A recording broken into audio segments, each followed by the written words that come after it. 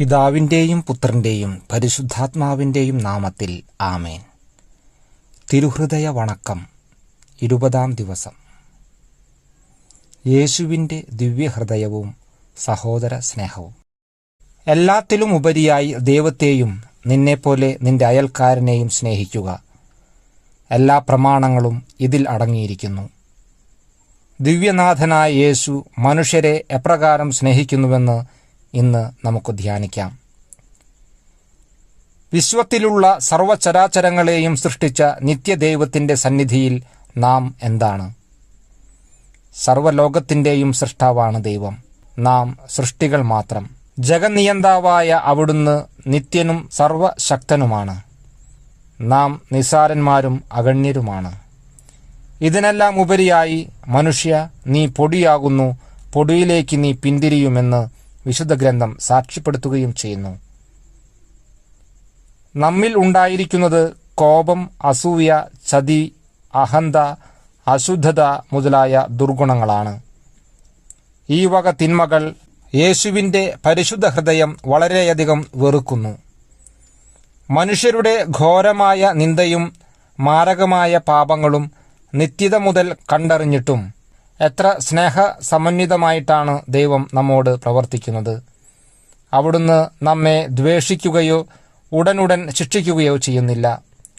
മനുഷ്യസന്തതികളോട് കൂടെ വസിക്കുന്നതിലത്രേ എൻ്റെ സന്തോഷം എന്നാണ് സ്നേഹധനനായ യേശു അരുളി ചെയ്യുന്നത്.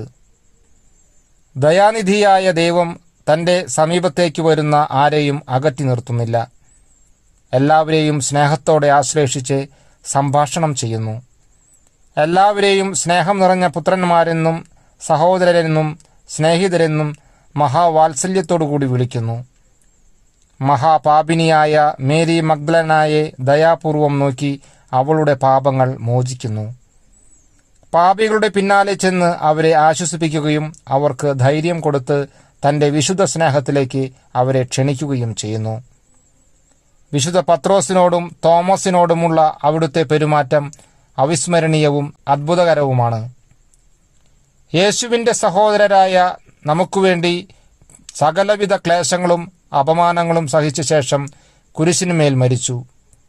കാൽവരിയിലെ സ്നേഹബലിക്ക് തുല്യമായ ഒരു ബലിയും ഇതുവരെ ലോകത്തിൽ നടന്നിട്ടില്ല.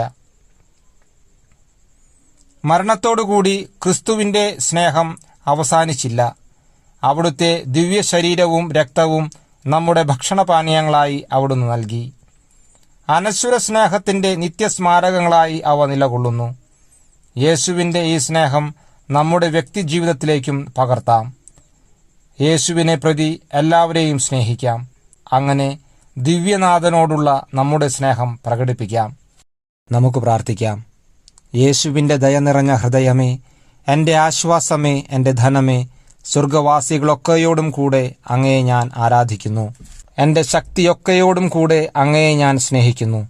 നാഥ, അങ്ങയോടുള്ള സ്നേഹത്തെ പ്രതി ജീവിക്കുന്നതിനും അങ്ങയ്ക്കു വേണ്ടി സമസ്തവും ഉപേക്ഷിക്കുന്നതിനും അനുഗ്രഹം ചെയ്യണമേ. സ്നേഹരാജനായ യേശുവെ, അങ്ങയ്ക്ക് എൻ്റെ നേരെയുള്ള സ്നേഹം എത്രമാത്രമാണെന്ന് മനസ്സിലാക്കുന്നതിനും അങ്ങയെ ഉപദ്രവിച്ചിട്ടുള്ളിടത്തോളമെങ്കിലും അങ്ങയെ സ്നേഹിക്കുന്നതിനും മറ്റുള്ളവരെ അങ്ങേ സ്നേഹം നിറഞ്ഞ ഹൃദയത്തിലേക്ക് ആകർഷിക്കുന്നതിനും അനുഗ്രഹം നൽകണമേ. കർത്താവെ, അങ്ങേ മണവാട്ടിയായ തിരുസഭയ്ക്ക് പൂർണ്ണ സ്വാതന്ത്ര്യം കൊടുത്തരുളണമേ. ഞങ്ങളുടെ പിതാവായ പരിശുദ്ധ പാപ്പായെ സംരക്ഷിക്കണമേ. എല്ലാവരും അങ്ങേ ഏക സത്യസഭയെ അറിഞ്ഞ് ഏക ഇടയൻ്റെ കീഴാകുന്നതിനെ വേഗത്തിൽ ഇടവരുത്തണമേ. നിർഭാഗ്യ പാപികളുടെ മേൽ കൃപയായിരിക്കണമേ. ശുദ്ധീകരണ സ്ഥലത്തിലെ ആത്മാക്കളെ ആശ്വസിപ്പിക്കണമേ. അയോഗ്യദാസനായ എൻ്റെ മേലും കൃപയായിരിക്കണമേ. അനുഗ്രഹത്തിൻ്റെ അമ്മയായ മറിയമേ, ദിവ്യഹൃദയത്തിൻ്റെ നാഥേ, ഞാൻ അപേക്ഷിക്കുന്നതും ആഗ്രഹിക്കുന്നതുമായ സകല വരങ്ങളും അങ്ങേ ശക്തമായ മധ്യസ്ഥതയിൽ ശരണപ്പെട്ട് അങ്ങുവഴിയായി ലഭിക്കുമെന്ന് പൂർണ്ണമായി ഉറച്ചിരിക്കുന്നു. ആമേൻ. യേശുവിൻ്റെ ദിവ്യഹൃദയമേ, എൻ്റെ മേൽ കൃപ ചെയ്യണമേ.